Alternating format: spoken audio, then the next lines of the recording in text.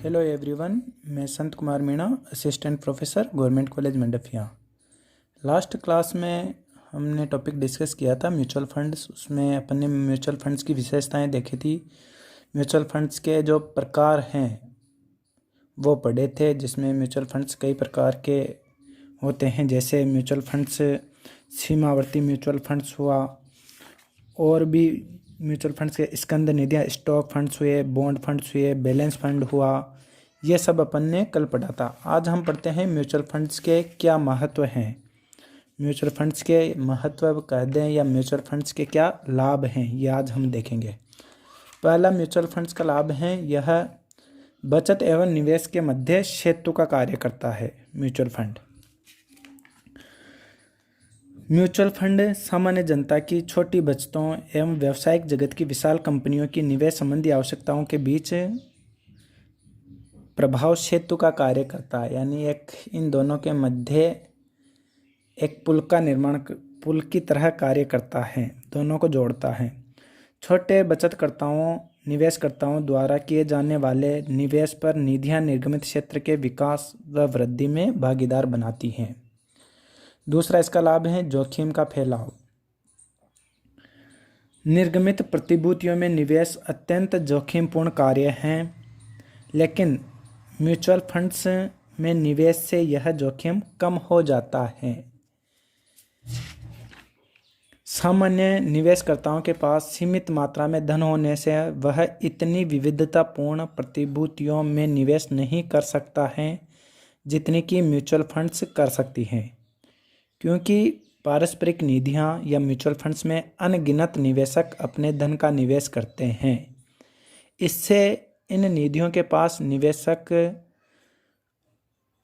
अरबों रुपए की राशि में एकत्रित हो जाता है, जिसे ये निधियां अनेक कंपनियों की प्रतिभूतियों में निवेश करती हैं। परिणाम स्वरूप क्या होता है, इनका जोखिम बहुत अधिक बढ़ जाता है और कुछ प्रतिभूतियों में भारी हार्स होने पर भी शेष में लाभ से वह संतुलित हो जाता है। यानी कुछ ये क्या है, अनेक प्रकार की प्रतिभूतियों में निवेश करते हैं। कुछ में अगर जोखिम होता है तो कुछ में अगर हानि होती है तो कुछ में प्रॉफिट हो जाता है।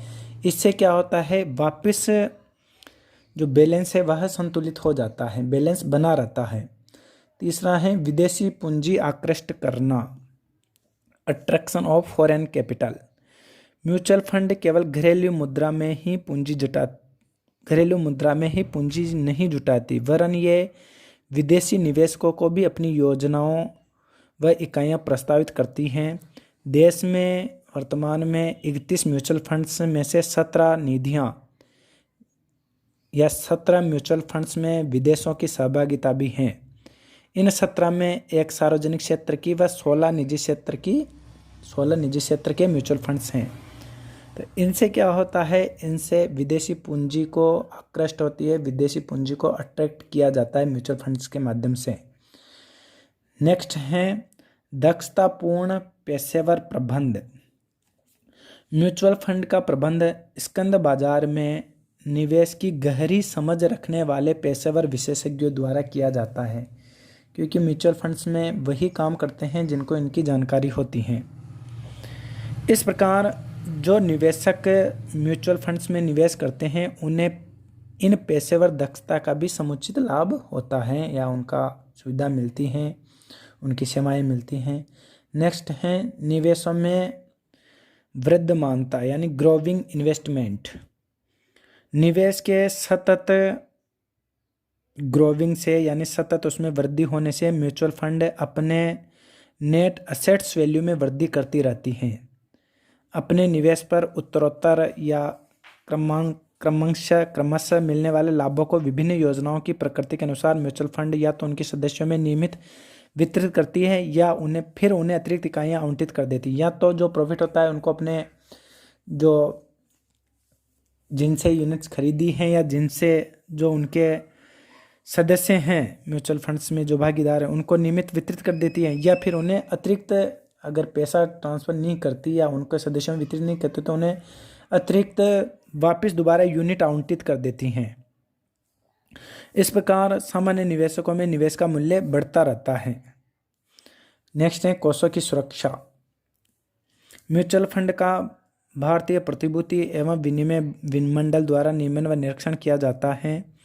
मंडल ने निवेशकों की सुरक्षा के लिए भी दिशा निर्देशों का प्रावधान किए हैं। इससे निवेशकों की धन की सुरक्षा होती है। टाइम टू टाइम जो सेब भी हैं वह इसके संबंध में दिशा निर्देश प्रोवाइड करवाता रहता है। नेक्स्ट है निवेश में तरलता। म्यूचुअल फंड्स की इकाइयाँ स्कंद विनिमय पर खरीदी बेची जा सकती हैं अथवा म्यूचुअल फंड्स द्वारा ये इकाइयाँ जो हैं स्टॉक एक्सचेंज पर खरीदी बेची जा सकती हैं। इसलिए म्यूचुअल फंड्स की इकाइयों में निवेश तरल निवेश माना जाता है, क्योंकि निवेशक जब चाहे तब अपने निवेश की प्राप्ति कर सकता है। यानी जब चाहे तब यूनिट्स को बेच के वो अपने पैसा प्राप्त कर सकता है। इस वजह से इसमें तरलता की रिस्क नहीं रहती, तरलता मौजूद रहती है या निवेश में तरलता पाई जाती है। जब चाहे तब बेच सकते हैं। नेक्स्ट है वृहद स्तरीय लेन देन के लाभ। म्यूचुअल फंड के पास निवेशकों से प्राप्त राशि बहुत बड़ी मात्रा में जमा हो जाती है, इसलिए उनके द्वारा अपेक्षाकृत बहुत बड़ी मात्रा में अंशों का क्रय विक्रय किया जाता है। बड़े स्तर पर लेन देन के कारण यह प्रतिभूतियां सस्ती खरीदने व महंगी बेचने में समर्थ होती हैं या समर्थ होते हैं।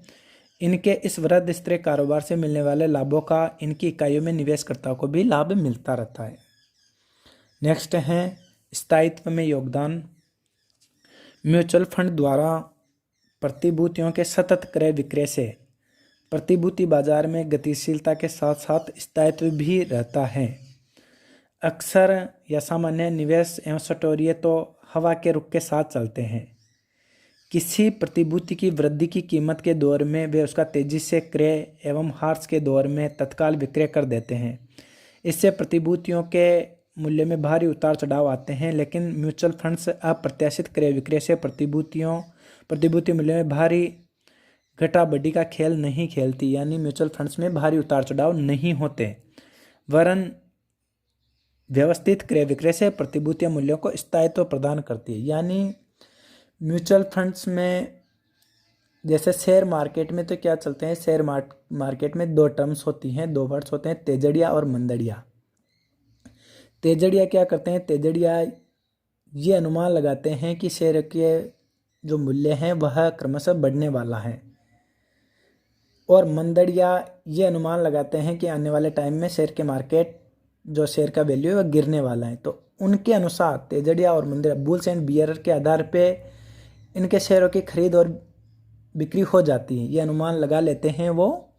लेकिन इसमें क्या होता है, म्यूचुअल फंड्स में ऐसा कुछ नहीं है। म्यूचुअल फंड्स में स्थायित्व की प्रवृत्ति पाई जाती है, इतना उतार चढ़ाव नहीं होता जितना कि शेयर मार्केट में होता है।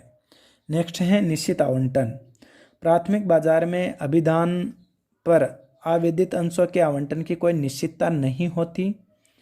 अभिधान अधिक हो जाने पर अभिधान राशि लौटा दी जाती है, जबकि कुछ योजनाओं को छोड़कर म्यूचुअल फंड्स में इकाइयों का आवंटन हो जाता है। तो ये कुछ म्यूचुअल फंड्स के लाभ हैं, म्यूचुअल फंड्स को बेहतर बनाते हैं। अब बात करें म्यूचुअल फंड्स की, जो इसकी संरचना किस प्रकार की होती है। संगठन संरचना बहुत ही सिंपल सी संगठन संरचना होती है। सबसे पहले प्रायोजक जो इसके स्थापना व संचालन जिसके द्वारा किया जाता है उसको स्पॉन्सर किया जाता है। म्यूचुअल फंड्स को जो हैंडल करने का कार्य करते हैं, इसको ऑपरेट करने का कार्य करते हैं, इसे स्पॉन्सर कहा जाता है।